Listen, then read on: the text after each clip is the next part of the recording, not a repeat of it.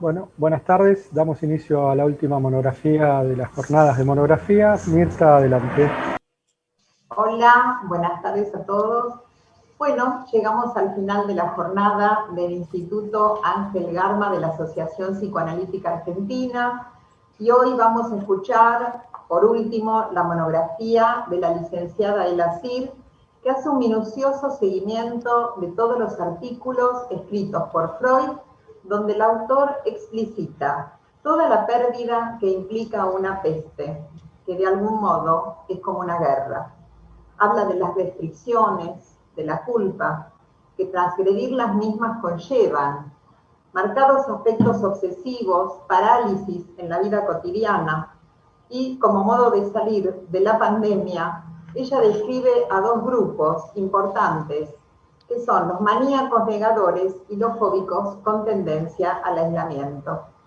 Esta monografía fue escrita en el seminario que se llama Inhibición, Síntoma y Angustia, cuyo titular es el doctor Julio Rusconi y los colaboradores, el doctor Harry Campos Cervera y la doctora Irene Schichman. Bueno, vamos a escuchar entonces la monografía de Alejandra que se llama Articulación entre inhibición, síntoma y angustia y actual pandemia. Alejandra, te escuchamos. Bueno, primero quiero agradecer a todos, a Ami, a Naomi Cohen, obviamente a mis analistas y a toda la familia y amigos que me han acompañado en este proceso. Bueno, les cuento antes de empezar que esto fue escrito sobre todo al doctor Rusconi, que me ha acompañado minuciosamente. Esta monografía fue escrita en el primer cuatrimestre, apenas iniciada la pandemia. Buenos Aires estaba en un nivel de fase 1 del aislamiento. Pareciera que ahora nos hubiéramos olvidado de muchos detalles, pero en ese momento la situación creo describirla de acuerdo a la fase 1. Bueno, Buenos Aires, julio del 2020.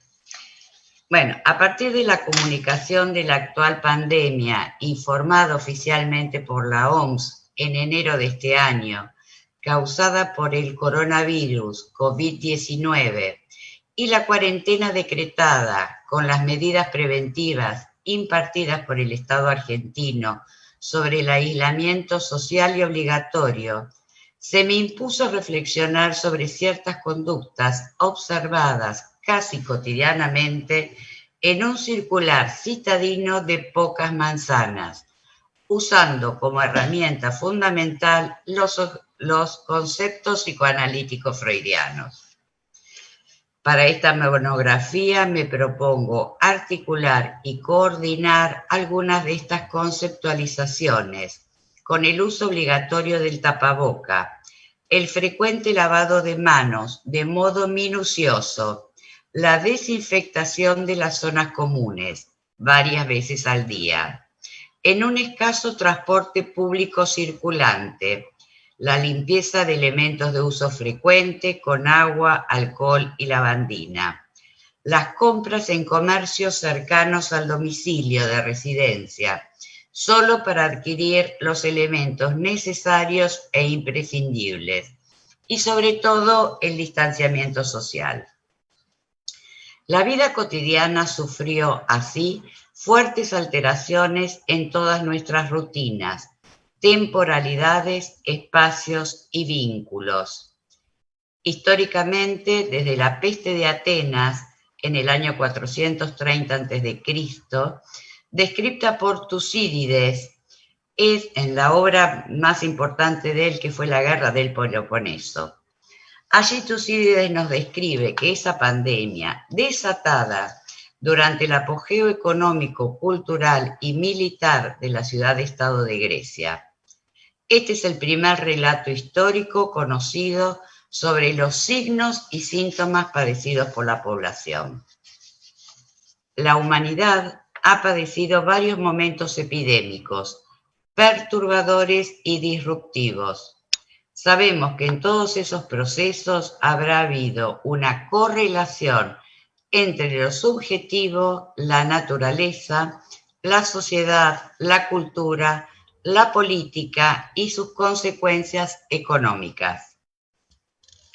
Desde entonces, la historia nos relata de otros 4 grandes epidemias que han sido de las más mortíferas: la peste negra, la viruela, la denominada gripe española, a la que presté mayor atención, ya que Freud pierde a su quinta y preferida hija, Sophie, en el año 1920, y el HIV-Sida declarado en finales del siglo XX. Pensar en una pandemia es una tarea hipercompleja. La escolaridad, toda actividad académica, como tantas otras actividades, se desarrollan de modo virtual. Los niños y adolescentes confinados en sus casas, los adultos mayores con serias restricciones para las salidas, las actividades grupales prohibidas. El deporte ya no se practica al aire libre. El desplazamiento social se realiza bajo estrictas normas de vigilancia. Las actividades culturales convocantes de un gran número de personas, como el cine, el teatro, los espectáculos musicales, los museos e incluyendo los rituales religiosos, fueron suspendidos drásticamente. El territorio argentino es muy extenso, con 44 millones de habitantes y con realidades socioambientales muy diversas. Omito explícitamente a aquellos barrios suburbanos que, además de hacinamiento, no cuentan con agua corriente para el tan sugerido lavado de manos. No disponen de los recursos económicos para adquirirlos, pero aún así no me impide reflexionar sobre los afectos, los miedos, los temores, las inhibiciones y qué motivaciones y qué conductas atraviesan la condición humana bajo estas circunstancias.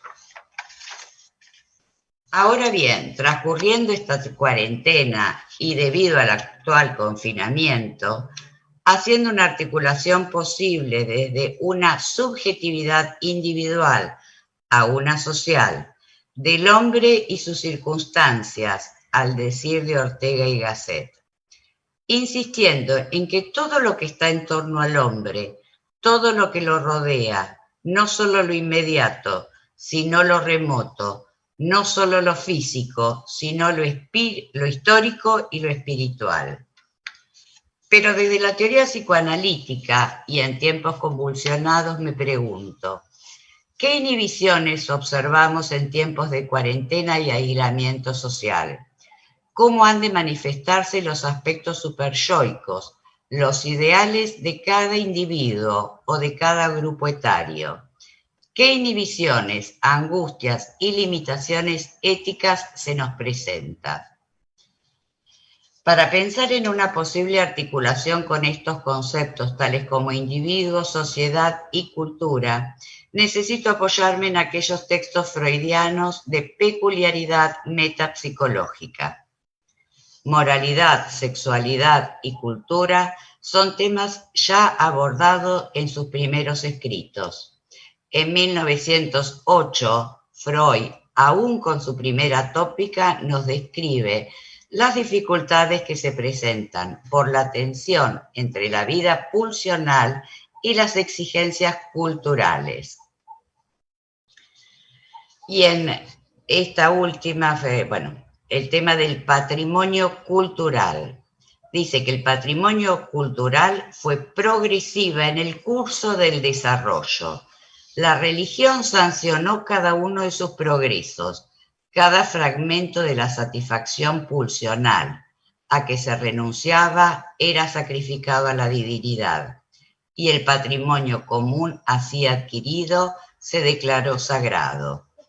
Quien a consecuencia de su indoblegable constitución no puede acompañar esa sofocación de lo pulsional, enfrentará a la sociedad como criminal, como outlaw, fuera de la ley. Años más tarde, en 1915, con el estallido de la Gran Guerra, Freud publica 2 artículos en temas de actualidad. El primero es un artículo muy cortito que se llama De la desilusión provocada por la guerra. Allí nos dice: la cultura se adquiere por renuncia a la satisfacción pulsional y a cada recién venido se le exige esa misma renuncia. En la misma publicación, pero en otro apartado, dice: nuestra actitud hacia la muerte ha de señalar que firmemente que soportar la vida sigue siendo el primer deber de todo ser vivo. La ilusión pierde valor cuando nos estorba hacerlo. Continuando con las conceptualizaciones freudianas en Más allá del principio del placer, en 1920, Freud ha de plantearnos una segunda tópica, con significativas modificaciones. Allí diferencia enamoramiento, hipnosis y masa. Cuando pensamos en el malestar en la cultura, publicado en 1921, el tema central será el irremediable antagonismo existente entre las exigencias pulsionales y las restricciones impuestas por la cultura. Mientras más se desarrolla la cultura, más crece el malestar. Pero eso sí, también se puede afirmar que el tema central de la cultura es la culpa. Enfatizo en este concepto para enlazar con la función del superyo y su sentimiento inconsciente. Aquí Freud evalúa más claramente el papel cumplido por estas restricciones, por las influencias interiores y exteriores, sus efectos recíprocos, la hipótesis del superyo y la indagación y elucidación de la naturaleza del sentimiento de culpa. La civilización y la vida entonces nacen y se desarrollan a partir de una eterna lucha entre estas dos fuerzas interpersonales que son el amor y el odio. En resumen, en el malestar en la cultura, Freud hace explícita su concepción del mundo, subrayando el sometimiento de la civilización a las necesidades económicas, que imponen una pesada limitación tanto a la sexualidad como a la agresión, a cambio de un poco de seguridad. Me gustaría incorporar aquí el texto de Inhibición, Síntoma y Angustia, publicado en el año 25, puesto que estos 3 conceptos son fundantes y claramente manifiestos en las conductas observadas durante el curso de esta pandemia. En cooperación con otros conceptos psicoanalíticos que vengo desarrollando, tales como el superyo, la libido narcisista, la libido de objeto, y de otras formulaciones conceptuales de otro psicoanalista contemporáneo a Freud, que es Heinz Kohut, sobre las transformaciones del narcisismo. Para contextualizar, dentro de la teoría psicoanalítica, ya en 1920, Freud había modificado su primera tópica, pulsiones de autoconservación y del yo, y las pulsiones sexuales, y por una segunda tópica, como las pulsiones de vida y pulsiones de muerte. En 1923 publicó su texto sobre el yo y el ello, obra que será uno de los pilares a los que haré referencia para intentar articularlos con otros conceptos. Ahora bien, tal vez sea necesario mencionar que desde el primer capítulo de Inhibición, Síntoma y Angustia, Freud hace una clara advertencia diferenciando los 2 primeros conceptos. En Inhibición dice que tiene un nexo particular con la función y no necesariamente designa algo patológico. manifestándose en la función sexual, en la función nutricia, en la función de locomoción y la inhibición del trabajo. Todas estas funciones se vieron modificadas en mayor o menor grado y predisposición en cada sujeto, y con frecuencia manifiestamente explícitas en esta pandemia. En cambio, habrá de definir al síntoma como el indicio y sustituto de una satisfacción pulsional interceptada. Es el resultado del proceso represivo. Al referirse al concepto de angustia, Freud ha de distanciarse de Otto Rank, generando tres términos. La angustia frente a un peligro real, peligro externo, cuya causa es la inmadurez biológica del hombre. La angustia automática, que es la reacción ante una situación traumática. Y la angustia señal, que es la reproducción en una forma atenuada de una situación traumática experimentada primitivamente. Resumiendo, y en otras palabras, habría diferenciarse modos de posicionarnos y reflexionar psicoanalíticamente ante la actual pandemia. En un marco comunitario, otra modalidad podría estar centrada en un individuo solidario y colectivo, como así también poder pensar en aquellos otros sujetos cuyas conductas no lo manifiestan de igual modo. Otra modalidad, y por cierto muy diferente, podría ser centrada en las políticas y medidas impartidas por los gobiernos de turno u otras autoridades, acorde a un marco ideológico para la preservación individual y un control sanitario poblacional, a los fines de no desbordar su propio sistema de salud. Pero para esta monografía no haré hincapié en aquellas decisiones gubernamentales tomadas, ni política ni ideológicamente, pero sí afirmar que según sea el marco ideológico y económico imperante de cada país o estado, así dependerán las reglas jurídicas y sanitarias para abordar un enfoque que considere al hombre en su esfuerzo titánico para domeñar la pulsión tanática tan acuciante. Observamos así a muchas personas con marcados aspectos obsesivos, que hoy, ante la situación pandémica, han extremado sus rituales, agudizando su lavado de manos y control extremo de limpieza de todos los elementos cotidianos, más de lo estrictamente necesario. En cambio, a aquellas personas con fuertes rasgos histéricos, podremos observar los efectos de la represión, ciertos grados de negación, como así también del olvido. Mujeres que ejercen su profesión de un modo virtual. Desde su hogar asisten a sus hijos con las tareas escolares, además de procurarse la alimentación y la limpieza hogareña. Pero con los efectos del cansancio y el agotamiento por el cambio de la dinámica familiar y cotidiana, vemos pues el preciso momento de olvidar su tapaboca o cualquier otro elemento imprescindible. Estas conductas, ¿cómo pensarlas desde el psicoanálisis? Para una comprensión más aproximada de dichas manifestaciones o conductas, puedo afirmar que éstas dependerán de las tantas veces mencionadas series complementarias.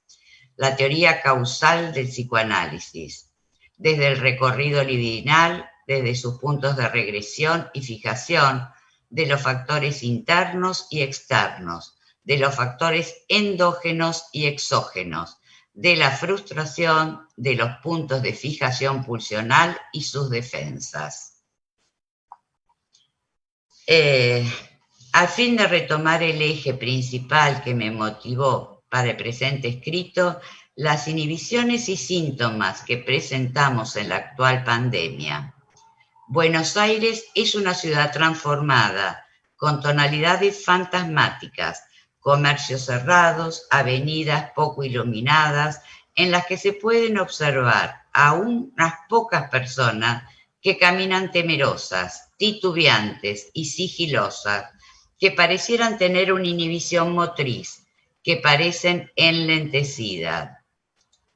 Lo menciono desde lo observado por mí, en unos pocos y pequeños recorridos porteños, y lo he escuchado psicoanalíticamente en mi consultorio. En cambio, también puedo reparar en otras personas adultas y algunas otras que, ejerciendo funciones públicas, no cumplen con las medidas preventivas impartidas, portando su tapaboca como un modo descuidado o simplemente al cuello. ¿Qué podemos reflexionar entonces? Por eso considero que dichas conductas son desafiantes, modos de presentación impunes e inimputables, que reflejan sentimientos de negación ante un peligro real o una desmentida ante la angustia de finitud. Son modos de enmascaramiento frente a un principio de realidad ante un futuro incierto y desconocido. Es muy amplio el espectro en un abanico de matices y tonalidades de conductas manifiestas, que es de mencionar que en algunas personas con rasgos narcisistas y o de carácter maníaco se comportan de modo omnipotente, soberanos, negando o subestimando un peligro real de contagio. Podemos pensar que estaríamos frente a selfs grandiosos u omnipotentes. En otras personas, por el contrario, con rasgos marcadamente melancólicos, fóbicos y una profunda tendencia al sometimiento, observo que acatan rigurosamente un aislamiento tenaz, severo y austero. Para reanudar el recorrido teórico de los apartados de inhibición, síntoma y angustia, Freud hace hincapié en los términos y las características de la angustia de nacimiento, angustia de desamparo, angustia de castración, angustia por y frente a la mirada del otro, angustia ante el superyo con su sentimiento inconsciente de culpa, que el sujeto necesita proyectar en el mundo externo. En otras palabras, las inhibiciones antes mencionadas y todas estas angustias están presentes y observables en la articulación del individuo con su estructura psíquica, las normas impartidas culturalmente en la actual crisis epidémica. Recordemos que ya en el Yo y el Ello, Freud habrá de plantear la síntesis del yo, las defensas y el mundo externo. Podemos afirmar que el ideal del yo satisface todas las exigencias que se plantean a la esencia superior del hombre, como formación sustitutiva del padre. Contiene el germen a partir del cual se formaron todas las religiones. El juicio a partir de la propia insuficiencia en la comparación del yo con su ideal da por resultado el sentir religioso. Conclusiones.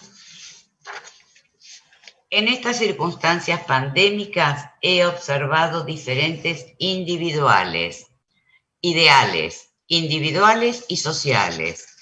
Hemos implementado inhibiciones frente a la amenaza de un contagio y enfermedad. Hemos experimentado angustia señal y angustia frente a un peligro real, el COVID-19. Hemos implementado rituales obsesivos defensivos frente a la angustia. Hemos implementado conductas evitativas. Hemos implementado una distancia social con sentimientos de desconfianza y desamparo. El temor del acercamiento de un otro ya no pasa por un temor a algún arrebato de un teléfono móvil, sino por temor a un contagio posible. Así pues, en estos días de incertidumbre y desasosiego, habrán de surgirnos nuevos interrogantes, y tal vez amerita evocar aquellas palabras que Freud le escribe a su amigo Ferenczi en Viena en noviembre de 1918, refiriéndose a la Gran Guerra. Los vínculos con familiares y amigos se ven también afectados, y hasta la víspera de un final de la contienda encuentra que el sentimiento de impotencia derivada del aislamiento teniendo en este una fuente horrorosa. Esto lo escribe Freud en una carta a su amigo Ferenczi. Bueno, muchísimas gracias, muchas gracias, Alejandra, por este trabajo que, si bien sale de un seminario de APA, es muy actual. O sea, tu modo de enlazar, digamos, la teoría y todo, digamos, has hecho como un relevamiento, como dije al principio, de todo Freud, con esto que nos sucede ahora, bueno, es muy interesante como lo hiciste. Antes, con el apuro, no te presenté, Alejandra de la CIR es psicóloga, es profesora de literatura y también egresada de CIPEA y miembro en formación, analista en formación del Instituto Ángel Garma. Bueno, muchas gracias, excelente. Ahora voy a presentar a Paula Galac. Bueno, Paula Galac también es psicóloga, es analista en formación y trabaja en este momento en el Hospital Rivadavia. Así que bueno, Paula, te escuchamos. Hola a todos. Bueno, yo compartí este seminario con Alejandra y este es mi comentario. Quiero comenzar por agradecer la oportunidad que me ha brindado Alejandra para comentar su detallada monografía que nos permite pensar temas centrales del psicoanálisis en nuestra clínica actual, afectada particularmente por la situación pandémica. Esta monografía plantea un recorrido por los trabajos y escritos de Freud, hilando al individuo, la sociedad y la cultura con sus tensiones pulsionales y exigencias culturales, tomando como eje lo subjetivo, la naturaleza, la sociedad, la cultura, la política, pasado, presente y futuro. Surgen de este modo interrogantes que nos permiten movilizar pensamientos en relación a la complejidad teórico-clínica respecto del funcionamiento psíquico en tiempos convulsionados. Tal como nos propone Alejandra, en este camino minucioso, coherente y respetuoso de esta complejidad, posibilita ampliar perspectivas, horizontes, claves teóricas para dar cuenta de los obstáculos que se nos presentan en nuestra clínica actual. Esta monografía quedará como documento histórico, testificando un momento muy particular vivido por la humanidad entera, que ha puesto en jaque al mundo todo, de la noche a la mañana, sufriendo fuertes alteraciones en nuestras costumbres, afectos y vínculos cotidianos. Funciona como una crónica en campo de batalla. No es nada fácil hacer teoría mientras somos actores contemporáneos de los hechos. Sin embargo, Alejandra se aventura y hace el comprometido y logrado intento. Haré algunos comentarios y algunas preguntas que tiendan a posibilitar el intercambio entre nosotros. Podemos decir con Freud que los conceptos de síntoma e inhibición pertenecen a distintos campos, al no sustentar el mismo nivel. Así, podemos nominar como inhibición de una función a una restricción normal de la misma, o cuando se trata de una simple disminución de la función. mientras que síntoma vale como signo de un proceso patológico. A pesar de eso, a veces una inhibición puede constituir un síntoma, lo cual obviamente complica la cuestión semántica.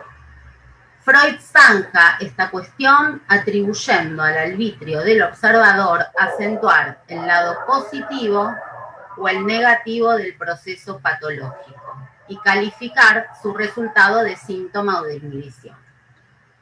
Tal vez los post-freudianos, entre ellos Lacan y Kohut, han dado una vuelta de tuerca sobre el tema. Lacan, en el Seminario de la Angustia, inscribe la inhibición como algo que debemos buscar en sentido amplio, en la dimensión del movimiento. Obviamente, del movimiento que anima a toda función, aunque sea metafóricamente y no locomotriz. En la inhibición se trata de la detención de ese movimiento. Los sujetos están inhibidos cuando hablan de su inhibición y nosotros cuando hablamos de ella en reuniones científicas. Lacan coloca la inhibición del lado de la dificultad del movimiento. Kohut habla de la inhibición del desarrollo del self grandioso. Es importante señalar que algunas inhibiciones son evidentemente renuncias a una función a causa de que durante su realización surgiría angustia. Entonces, ¿qué inhibiciones aparecen en estos tiempos? ¿Qué síntomas? ¿Cómo se manifiestan los ideales, los aspectos superyoicos? ¿Qué angustias se presentan en estos tiempos? Alejandra nos conduce a lo largo de su trabajo a distintas posibles posiciones y comportamientos investigados, diferentes ideales individuales y sociales, diversas respuestas frente al trauma acorde a estructuras psíquicas particulares anudadas a la común y compartida realidad exterior. Quisiera decir que este seminario, compartido con Alejandra a cargo del doctor Julio Rusconi, ha enriquecido mi clínica en este contexto tan inédito. Destaco la investigación realizada en esta monografía que posibilita ubicar al psicoanálisis como herramienta fundamental para transformar la fijación traumática en plasticidad pulsional. Muchas gracias. Merecidas. Muchísimas gracias, Paula. Gracias, Paula. Muy bien. Gracias. Pido por favor nuevamente que Norma Cavalieri y Alejandra que se silencien porque hay ruidos. Entonces, quiero escuchar ahora a Diana. Muchísimas gracias, Paula, por tu presentación. Ahora voy a presentar a la licenciada Diana Sauvaler de Litvinov, que es full member de la Asociación Psicoanalítica Internacional, miembro del Instituto Ángel Garma, exdirectora de seminarios y supervisiones del Instituto Latinoamericano de Psicoanálisis, analista y supervisora didáctica designada por la IPA para la zona Asia-Pacífico, autora del libro El sujeto escondido en la realidad virtual, y es muy interesante porque Diana está trabajando desde antes de la pandemia online y también presencial en China. Así que bueno, te escuchamos, Diana. Gracias. Bueno, es un gusto estar acá con ustedes. Esta es la última monografía de la jornada, así que aprovecho para felicitar a Nomi y a su equipo por esta excelente actividad de instituto. Bueno, celebro la elaboración de la monografía de Alejandra, en la que la teoría psicoanalítica se pone al servicio de la clínica actual. Es un trabajo reflexivo y creativo que se propone incursionar en la subjetividad de la época, a partir de una circunstancia excepcional que nos ha tocado vivir. Voy a citar una frase de Lacan. Dice: mejor pues que renuncie quien no puede unir a su horizonte la subjetividad de su época. Esta frase nos indica la importancia de tener en cuenta el contexto y cómo afecta a la psique el momento y las creencias propias de lo contemporáneo. Freud, por su parte, era muy actual y nos legó ese modelo. Siempre estuvo preocupado por las características de su época, por la hipocresía en cuanto a la negación de la sexualidad infantil o el ocultamiento de la importancia de la sexualidad en las relaciones humanas, y también sus reflexiones sobre la guerra y otros fenómenos sociales. Al desencadenarse la actual pandemia, la solución más responsable propuesta fue el aislamiento con el afán de desacelerar su expansión y prepararse para la asistencia por la falta de prevención anterior.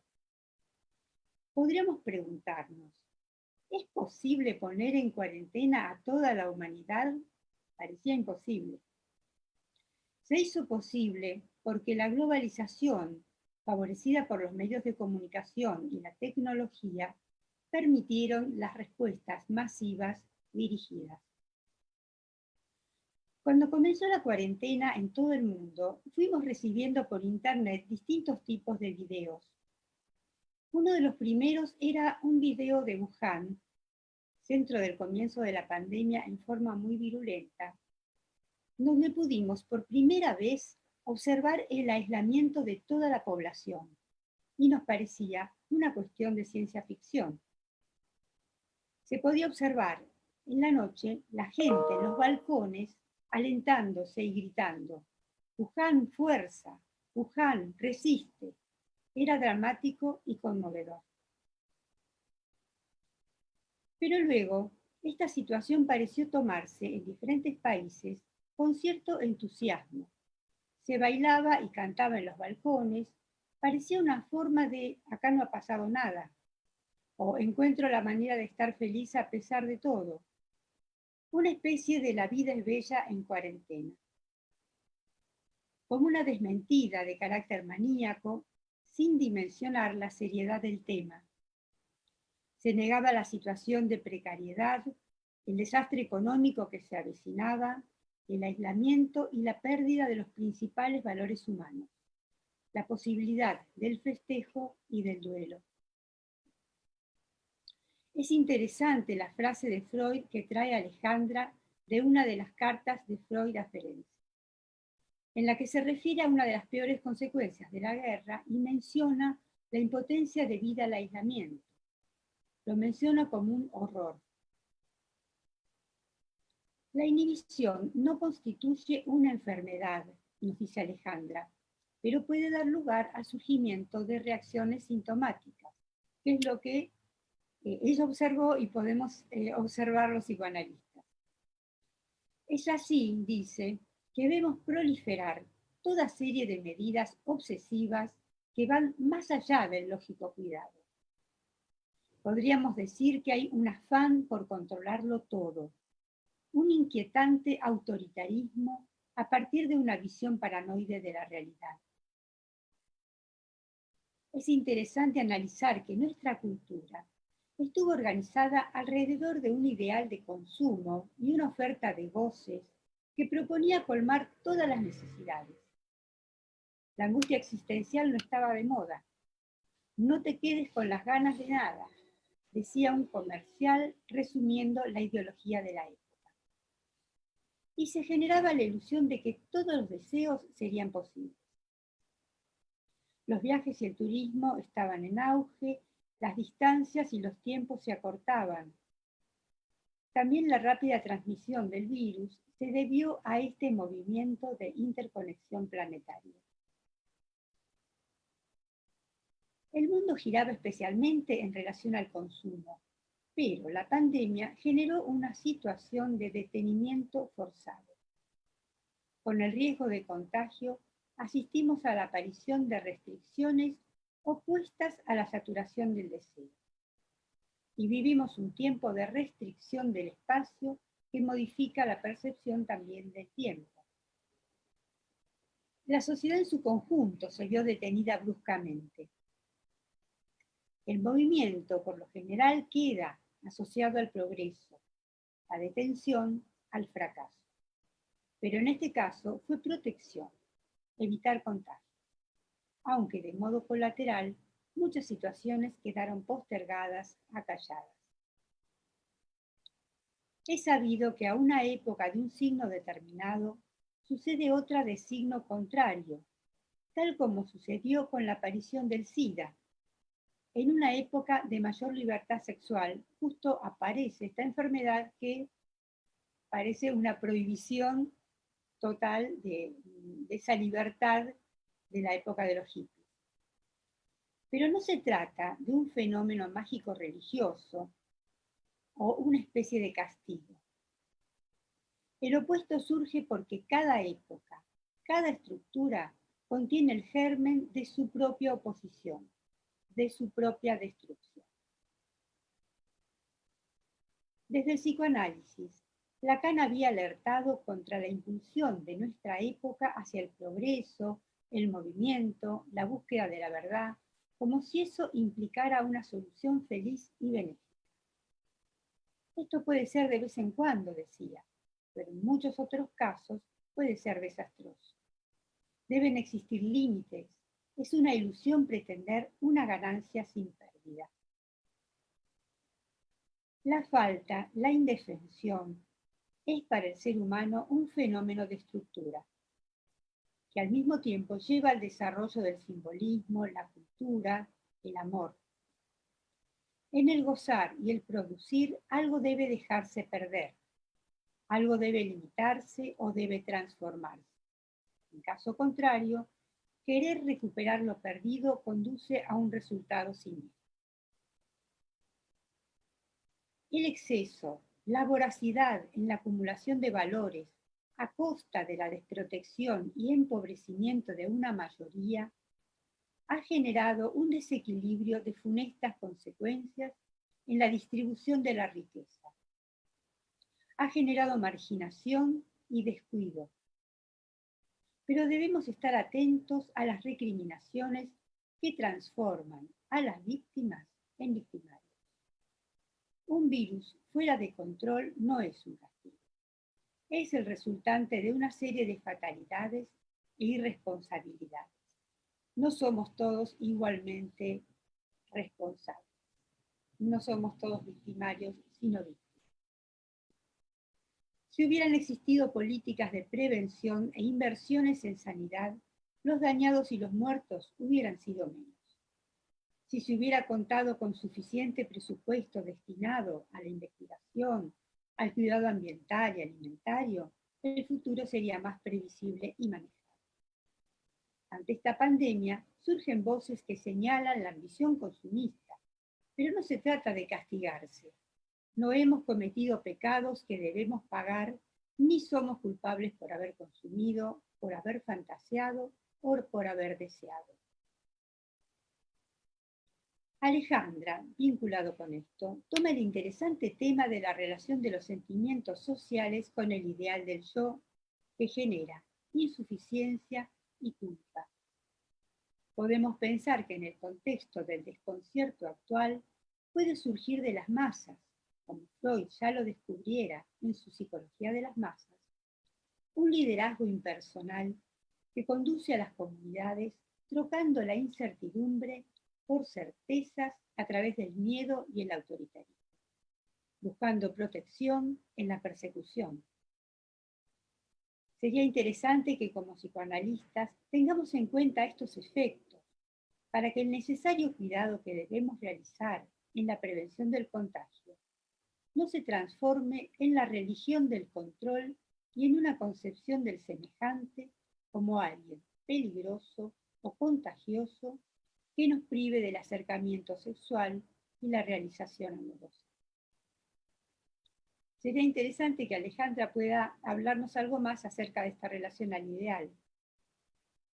Supongo también que el seminario que dio lugar a esta monografía posibilitó la inclusión de estos temas. Quisiera por último destacar que tomar inhibición, síntoma y angustia o el malestar en la cultura y aplicarlos a un fenómeno actual que hoy nos interroga, no solo es usar los recursos psicoanalíticos para interpretar lo que sucede, sino también revitalizar estas cosas. Gracias. Muchas gracias. Muchas gracias, Diana. Muchas gracias. Muy bien. Aplausos, me sale. Muy bien. Quería decirte, relativo a lo que vos dijiste justamente, que hay un autor que es Jorge Salesi, que escribió un libro, Médicos Maleantes y Maricas, donde describe una época en donde el gobierno era de los sanitaristas, ¿no? Y es interesante porque en ese libro decía que a la gente de clase humilde, a la gente pobre, se los llamaba perversos. En cambio, a los ricos eran los pervertidos. Estamos hablando de los homosexuales, por supuesto, ¿no? O sea, es como una cuestión así de nomenclatura, ¿no? Denominar a alguien el rico y había sido pervertido por otro. Bueno, muy, muy interesante, y también el tema que tocaste de la enfermedad como castigo, ¿no? No vivir esto así de este modo.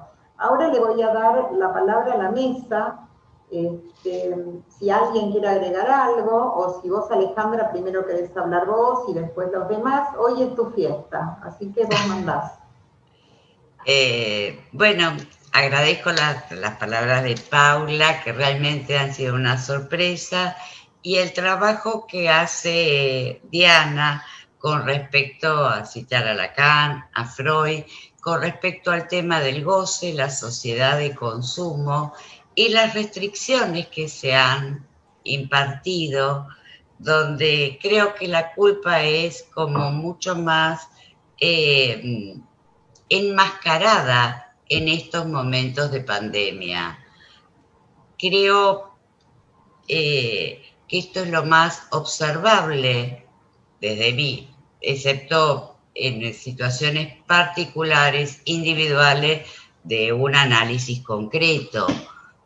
Pero bueno, he asistido y he escuchado en todos estos meses a pacientes que por culpa y todo, la movilización, personas que no han podido despedir a sus seres queridos fallecidos, personas que por supuestos controles y cuidados distanciaron las concurrencias o las visitas a padres mayores, las personas mayores en aislamiento.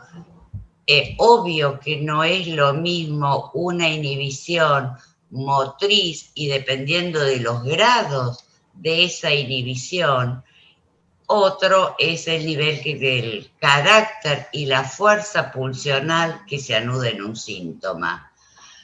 Esto ha generado realmente como un abanico muy extenso de probabilidades, dependiendo siempre de la estructuración psíquica de cada sujeto, y esto es más individual. Yo traté de articular, sí, las inhibiciones que eran frecuentemente observables, el enlentecimiento, el temor a salir a la calle, los olvidos, las madres con niños pequeños y la escuela. Con respecto al tema del goce, de la sociedad de consumo, de las inhibiciones, creo que eso abriría otro nuevo gran abanico, que estoy de acuerdo contigo, Diana, pero hemos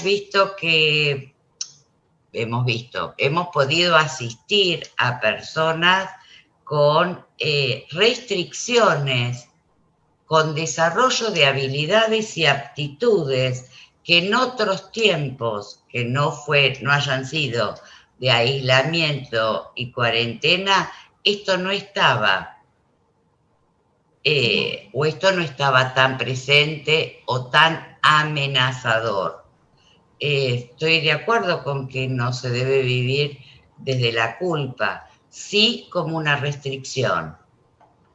Esto está en relación a uno y en relación al cuidado del otro. Todo también dependerá del marco psíquico, la estructura psíquica de cada uno. Con respecto al goce, ya eso es como más individual. Vos sabés, Alejandra, que la doctora Hilda Katz acuñó un nombre para esto, le puso adulticidio. esto que nombraste antes, ¿no? O sea, Exactamente, sí, sí, conozco ahí la casa y estoy totalmente de acuerdo, sí, sí, me pareció muy, muy valioso. Bueno, le voy a dar la palabra ahora a Adriana Yeshua, que me pidió la palabra. Les dije que para pedir la palabra se desmuteen y yo los veo y les doy. Adriana. Bueno, buenas tardes, te felicito Ale, felicito a la mesa y quería un poco hablar de algo que me parece que no culpa, pero sí tenemos que responsabilizarnos como sociedad de qué hacemos con la ecología, ¿no? Y con el medio ambiente y el consumo, que fue uno de los motivos también de esta pandemia. Y quiero conectar esto con lo que Green llama la desobjetalización de la pulsión y la muerte en la vida.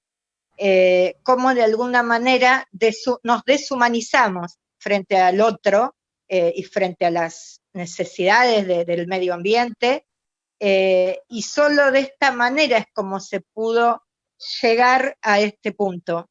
O sea, me parece que esta pandemia viene muy bien, desgraciadamente, para entender lo que Green habla sobre la muerte en la vida y la desobjetalización.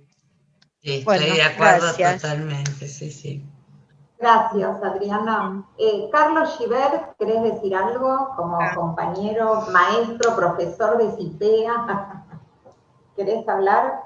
Desmuteate, no te escucho. ¿No? Ahora. Ahora sí. Estaba mandando en el chat que me gustaría decir algo, por eso, justo, mira. Bueno, mis felicitaciones al espacio, a la protagonista central, que es Alejandra, y a los excelentes comentarios tanto de Paula Galá como de Diana. Y quería destacar algunas cosas de este trabajo que, como dijo Paula, tiene algo de teórico, algo de testimonial y algo de ensayo. Parece, si bien caracterizarlo como ensayo sería demasiado, creo que es otra cosa, pero es como un principio de ensayo. La segunda cosa es que esto hace bastante al espíritu de Alejandra sobre su preocupación por el otro. El traer los escritos sociales de Freud me parece muy importante en este momento.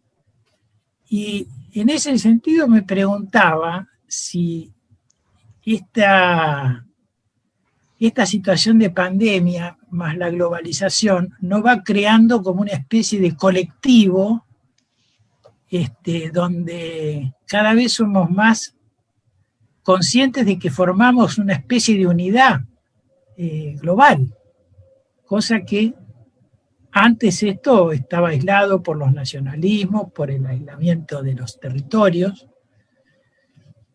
y eso me parece que es un hecho novedoso, digamos, como psicología de la masa, de una masa ahora universal, ¿no?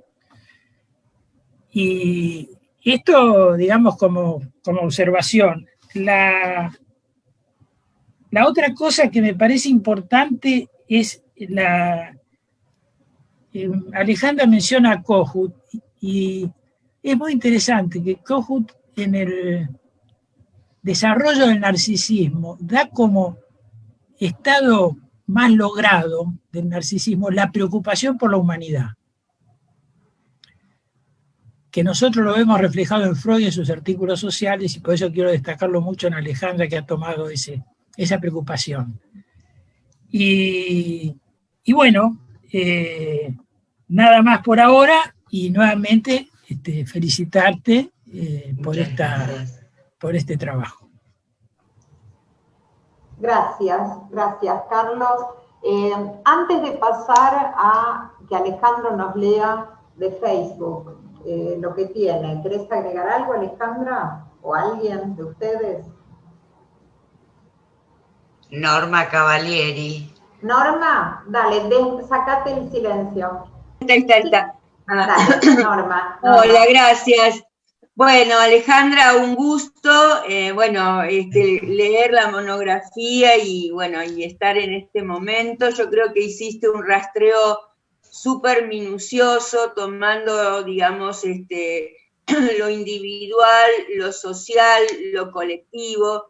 Y además a mí me parece un punto importante porque además ha sido y es todavía un tiempo muy intenso en el cual vos has hecho como el esfuerzo de vivir, de trabajar, de ver cómo te insertás o nos fuimos insertando también en esta situación y además hacer una producción escrita que, digamos, que da cuenta de todo esto con tu mirada. Realmente te felicito y un gusto compartir. Suerte. Gracias. Yo lo que quisiera agregar en este momento es que si bien intento concluir este trabajo con unas palabras de Freud en una carta, donde Freud le escribe a Ferenczi en cuál será el final de la contienda, ¿no? Y ahora que nosotros estamos en el mes de diciembre con la proximidad de una vacuna, cuando Freud escribe eso, estaba en aislamiento en una Viena totalmente aislada y asolada, no tenían realmente para comer. ¿Y cuál sería el fin de la contienda? En el 1918 pasaron 100 años y hoy, ante esta pandemia, yo pienso cuál será el final a tanto horror. Tal vez sea una necesidad esperanzadora de pensar en una vacuna, en la proximidad a una vacuna, aún con los ensayos, aún con las estadísticas, pero lo que nos promueve esa esperanza es poder conservar la vida.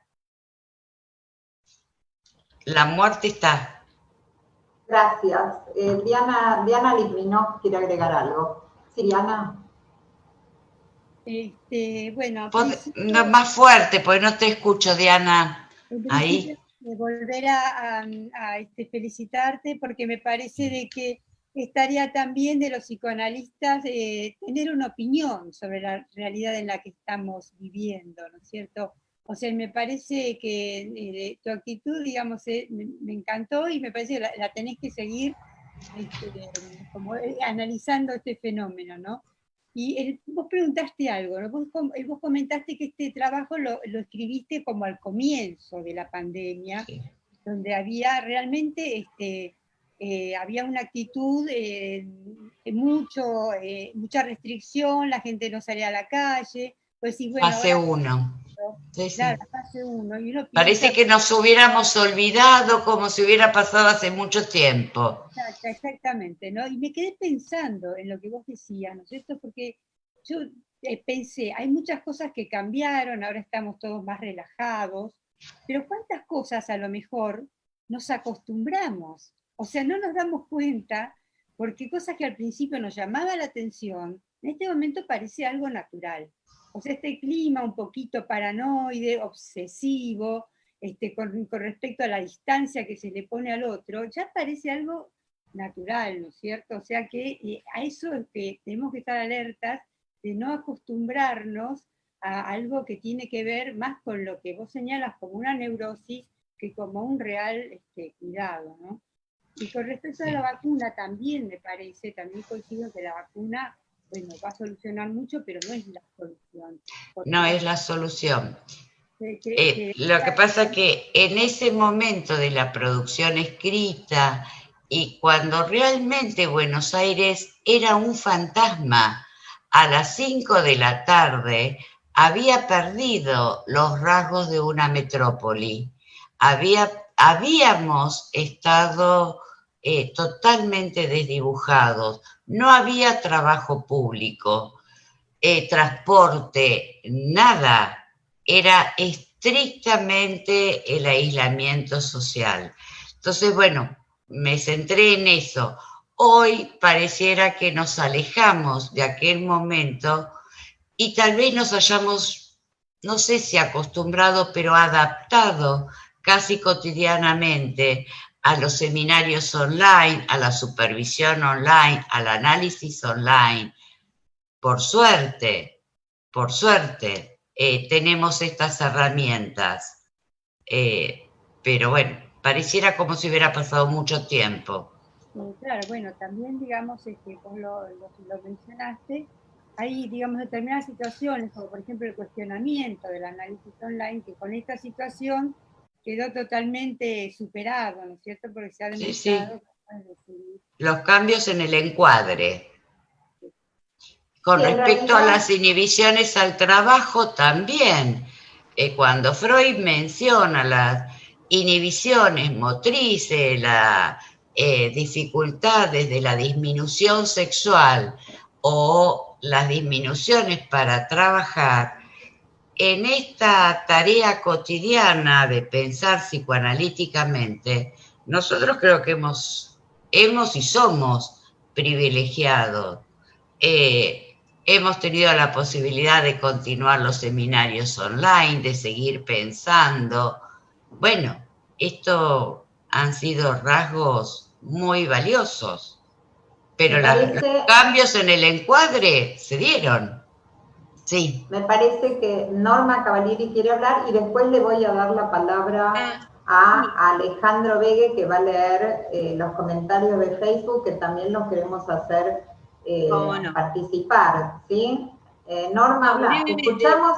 Sí. Decía que en realidad, además de todo esto que Alejandra focalizó en este momento, la cuestión continúa transformada, porque si bien hay como una cuestión donde hay cosas que están cambiando, vos salís y el mundo está diferente. Para ir al banco es una cosa, para ir a atenderte con los doctores es otra, es decir, que se ha generado y todavía continúa un cambio en perspectiva que no sabemos hasta cuándo se va a detener y más allá, digamos, de los cambios psicopatológicos o pensados en cuanto al efecto en las subjetividades más que en lo psicopatológico. Sí. Pero yo salgo y veo que las cosas son diferentes, el mundo nos cambió. Ves una película y decís, vivíamos así. Ahora vivimos distinto, digamos, ¿no?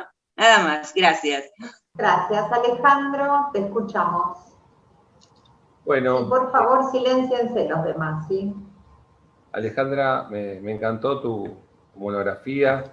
Gracias, Alejandra. También te felicitan un montón de colegas, compañeros, como Silvia Benún, Ricardo Vergara, María Cecilia Petinato, Cristian Lopardo, Marta Pérez, Paola Basavilbaso, Rolando Munera desde Colombia, Annali Wervig desde Madrid, Vero Vincini, Mónica Sauvaler, Grace Fondavila, Leticia Mascardi, Patricia Katz y Florencia Camosi.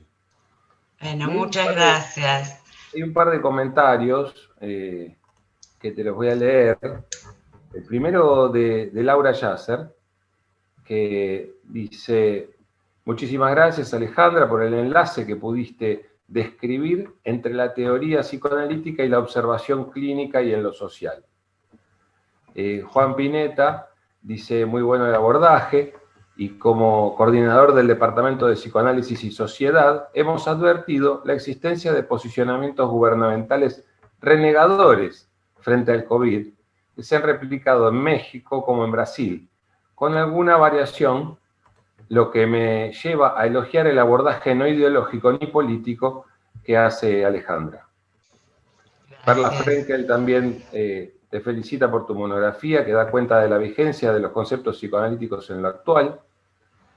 Y por acá hay felicitaciones también para los comentadores.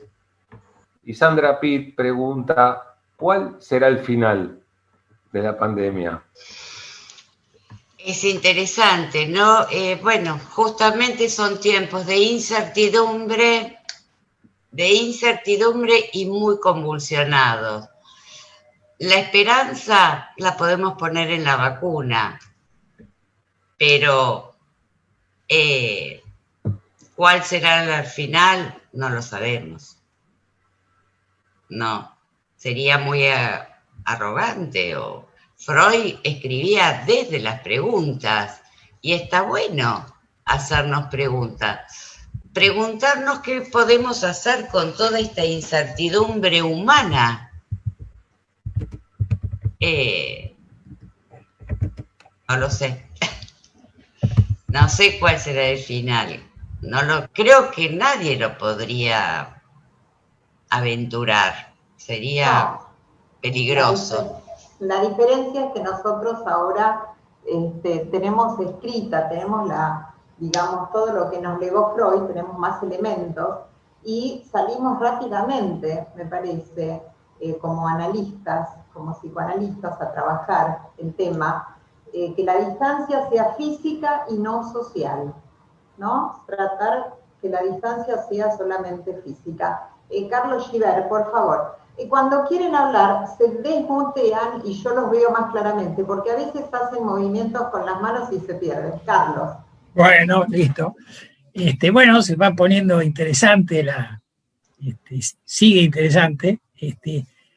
Se me ocurrió algo en relación, a mí me impactó mucho la última frase que puso Alejandra sobre la situación del aislamiento, porque es uno de los temas que yo me pregunto en relación, me viene dando vuelta la canción de Sabina, esa que dice: no hay nostalgia peor que añorar lo que nunca jamás sucedió.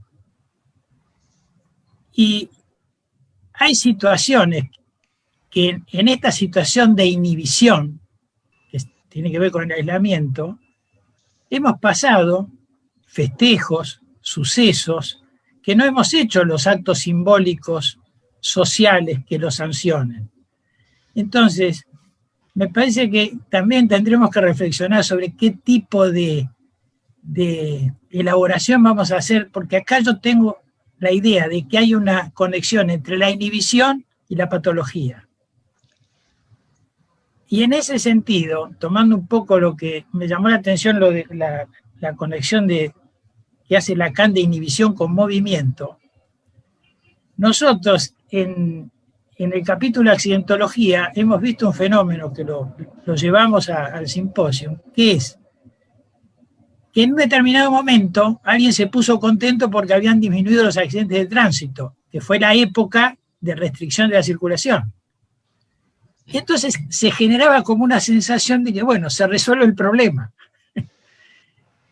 Pero lo que nosotros señalábamos es un poco que los conflictos accidentógenos, una de las formas como se manifiestan es en los accidentes de tránsito. Y curiosamente aumentaron exponencialmente los accidentes domésticos. En ese sentido quería hacer la conexión entre inhibición y patología. Sí, la inhibición Freud ya no la delimita tan solo a lo patológico. Cualquier sujeto puede tener una inhibición sin llegar a ser patológico. Claro. La inhibición... sí, te decía... los accidentes, sí, totalmente de acuerdo, sí. Que la motricidad inhibida, que un poco señalaba Diana de Lacan, por otro lado, salió a través de los accidentes. A eso me refería. Que son actos motores, ¿no? Pero también la motricidad inhibida trajo, por ejemplo, la producción de un escrito, de libros. También, sí, sí. ¿Cierto? Sí. El bien y el mal. Bueno, exactamente, claro que florecieron un montón de otras cosas que estaban acalladas por el exceso de movimiento, o como dijo Diana, de objetos, ¿no? La adquisición de objetos, bueno, lo que conocemos como capitalismo. Alejandra, ¿querés decir algo más? Adriana. Yo quería agregar algo, Bien. Paula, a lo largo de todo este tiempo, me parece que lo que fue cambiando también, hablando de la incertidumbre, fueron los objetos de incertidumbre. primero era la incertidumbre del contagio, la incertidumbre de la muerte, y ahora es la incertidumbre por la vacuna, ¿no? ¿Cómo fue en estos meses cambiando eso también, junto con un montón de otros conceptos que fueron cambiando para nosotros, como el de la libertad, como el de la proximidad, como el de la lejanía, que se fueron modificando por la realidad misma, ¿no? Sí. Adriana, te veo muy callada. Sé que vos hablas, te gusta hablar. Rosa, vos sos la hermana, podés hablar. Norma, escucho. Se me ocurren cosas. Norma, te escucho. No, digo que se ocurren cosas con el diálogo que se va generando con, digamos, a partir de esta observación tan interesante, digamos, que hace Alejandra. Pero yo sigo insistiendo que la cosa se va transformando y que además lo que fuimos viviendo, además de pensarlo desde que estaba la amenaza de muerte ahí, digamos, y esto que Alejandra describe tan bien desde los primeros momentos donde no había nadie, o sea, directamente era todo, Dios, la ciudad había cambiado. Yo pensaba en esto que ella dice de la cosa de limpiar, de cómo se fueron incrementando las cosas obsesivas de cumplir rigurosamente con las indicaciones como un intento de controlar algo absolutamente desconocido. Ahora no sé si eso se fue aflojando, pero yo creo que empezó como a formar parte de nuestro diario vivir. Es decir, vos podías trabajar. Nosotros fuimos y somos afortunados porque pudimos, digamos, replanteando las cosas, continuar. Pero se dieron además, y nosotros lo sabemos a través de la línea que instrumentó APA, las movilizaciones sociales y familiares que esto fue creando, digamos. Los lugares donde se vivía, si vivías en un espacio grande, cómo tenías las sesiones de análisis, cómo no las tenías. Se dieron escenarios absolutamente distintos y enriquecedores para nuestro acervo, pero también muy difíciles, ¿no? Es decir, cómo se fueron dando las cosas. Bueno, eso. Gracias, Norma. Le voy a dar la palabra a Adriana. Adriana, te veo, dale. Adriana y Yeshua. Bueno, pensaba que en realidad todo este movimiento que hay en la actualidad es un movimiento maníaco, nada cambió, el COVID está muy vigente y en realidad empezó para mí a actuar algo de la desmentida, de la manía, para poder salir, para poder hacer cosas, pero teniendo estos mecanismos de negación, ¿no? Creo que es para pensarlo en cuanto también a esto que decían de los rituales. También pasan otras cosas. Yo he tenido pacientes que eran muy fóbicos, no tenían contacto casi con el exterior, y a partir de esta prohibición aparece el deseo, y empiezan a hablar de que tienen ganas de salir. O sea que hay variedad de manifestaciones, ¿no?, frente a esto. Bueno, gracias. Sí, a cada uno le movió. Les voy a hacer una pregunta a ustedes como analistas. ¿Hicieron venir algún paciente, atendieron a algún paciente en forma presencial por estos motivos? Personalmente no. No. Personalmente no. Carlos Givert dice que sí. ¿Querés hablar, Carlos? No. Ajá. Norma, ¿qué? ¿Qué decís? Diana quiere hablar. Bueno, primero Diana, después Norma. Sí. Me voy a pensar, ¿no es cierto? Esto como que el ser humano es muy paradójico. O sea, esto que dice Adriana, los pacientes, también yo tengo esa experiencia, pacientes muy fóbicos que les costaba salir, sentían que el aislamiento era un horror, como dice Freud, y bueno, empezaron a querer salir, y bueno, eso, ¿no? También siempre el hombre, digamos, busca poner vida donde hay muerte, o sea, las situaciones de guerra, de desastres, uno ve que de pronto surgen de pronto soluciones inesperadas o habilidades inesperadas. De todas maneras, digamos, también que a veces la adversidad fortalece, pero bueno, fortalece cuando no mata. O sea que la cuestión no es desear que suceda un desastre para ver cómo nos las arreglamos para salir adelante, ¿no? Sino que, bueno, además de la vacuna, pensar en que puede ser posible una organización también social que no nos enfrente con esta situación de desastres, que de alguna manera nosotros podemos ayudar a, bueno, a mostrar, a denunciar de qué modo es posible, digamos, que la responsabilidad nuestra también sea, bueno, abrir los ojos, darnos cuenta de qué es lo que debemos elegir como meta para poder desarrollarnos de la mejor manera posible. Claro, desde una realidad, ¿no es cierto? Alejandro, querías decir algo y después Norma. Pensaba que con el protocolo correspondiente yo estoy atendiendo de manera presencial. Y no es sencillo, y menos ahora que viene el verano. Pero también pensaba cuando al comienzo, como decía Carlos, se veía la disminución de la mortalidad en los accidentes de tránsito, con un colega pensábamos, ¿y para dónde está yendo la pulsión de muerte? Porque no hay fiestas, no hay chicos en coma por excesos de drogas y alcohol los fines de semana, pero en algún lugar está. Entonces aparecieron los accidentes domésticos, y creo que la otra gran escena es cuando apareció los descuidos, el descuido frente al contagio. Y por eso tenemos los niveles de contagio que son evidentes, que no se puede sostener. Me acordaba cuando los automovilistas empezaron a tener que usar obligatoriamente el cinturón de seguridad. Todo el aprendizaje que hubo que hacer, las multas que había que poner para que pudiéramos acostumbrar a incorporar una medida de protección. O sea, ¿no? Pulsión de vida, pulsión de muerte, volvieron a verse en esta pandemia a full. Sí. Gracias. Yo creo que quedó más evidenciado, ¿no? Quedó más en evidencia. Norma Cavalieri, ¿querías agregar algo? Sí. Yo quería agregar que, digamos, esto, digamos, yo siempre pienso en cómo escuchar mejor como analista, ¿no?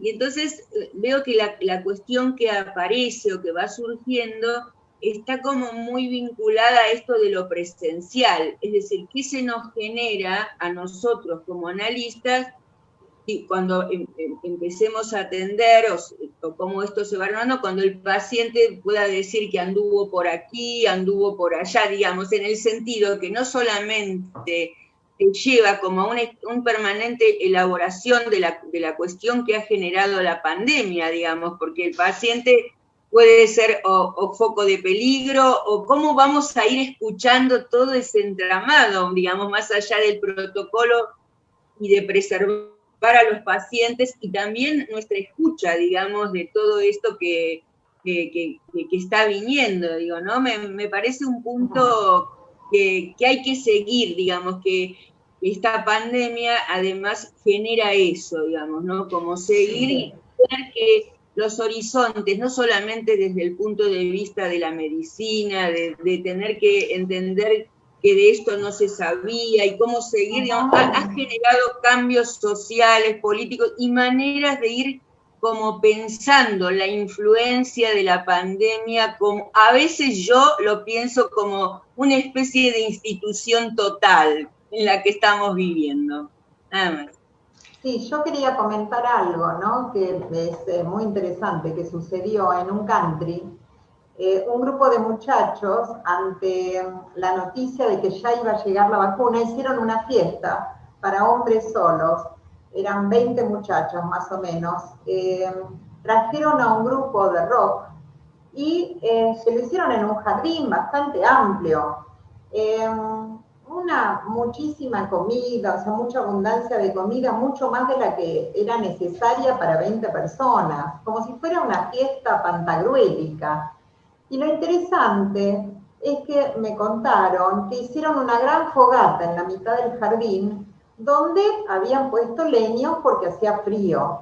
En un momento determinado, un invitado tomó una motocleta de sus brazos, o sea, alzó una motocleta del hijo seguramente de uno de los muchachos que estaba ahí, y la tiró, se la compró al dueño de la casa, le dijo, ¿cuánto vale esto?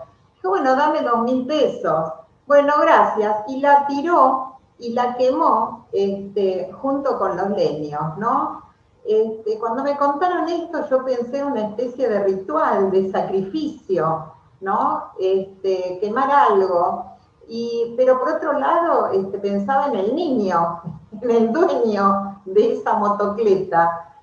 Bueno, estaba quemando un objeto para quemar, estaba quemando un objeto, ¿no? Y bueno, lo leí como sacrificio, como querer aplacar la ira de los dioses, como se hacía antiguamente.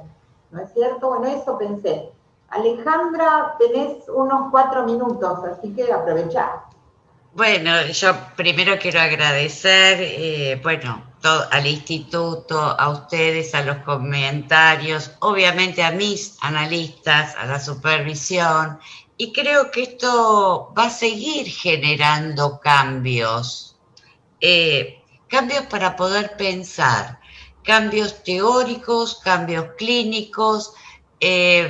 Vos preguntabas si estábamos viendo pacientes físicamente presentes, ya el contacto virtual, creo que estamos adaptándonos. Al principio pasaba más por lo siniestro, ahora ya más naturalizado.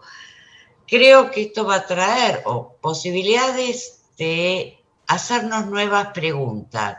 Esto, lo que tal vez decía Paula con la plasticidad de la pulsión.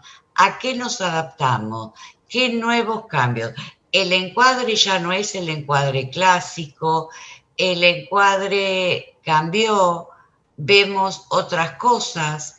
Hay pacientes que aun cuando se pudiera virtualmente, prefieren seguir de modo virtual.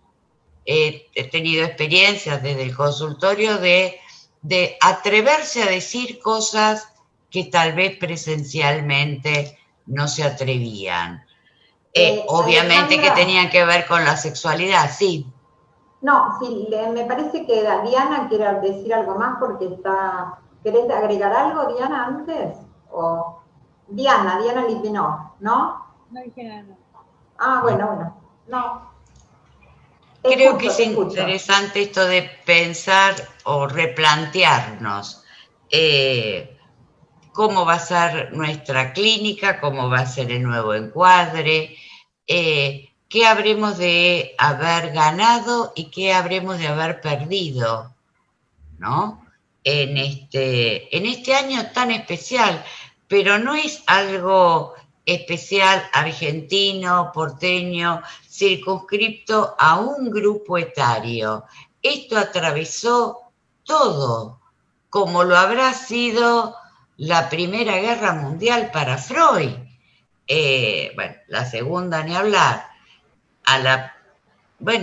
Nos cambió toda la humanidad, el modo de vincularnos, el modo de comunicación, el modo de relacionarse. Hay un comentario más en Facebook, me dice Alejandro. Alejandro. Sí, Azucena Tramontano dice felicitaciones a la autora de la monografía y a los comentadores. A Nomi, y un comentario acerca de la pulsión de muerte que siempre insiste y que por lo tanto será parte de nuestra práctica siempre. Habrá que ver cómo se resignifica esta situación traumática. Tenemos un instrumento que es abordar las expresiones de lo inconsciente vía la palabra. Ahí encontraremos el destino de estas expresiones. Muchas gracias. Sí, a mí me gustó mucho esta metáfora de que nosotros tenemos una caja de herramientas, que esas herramientas son teóricas, son clínicas, que nos pueden ayudar a pensar o a reformular conceptos, ¿no? Bueno, Alejandra. Muchas gracias a todos. Gracias por acompañarme. Gracias a ustedes. Con esto terminamos la jornada del Instituto Ángel Garma de la Asociación Psicoanalítica Argentina y esperamos vernos próximamente. Muchas gracias. Muchas gracias a todos. Felicitaciones. Gracias.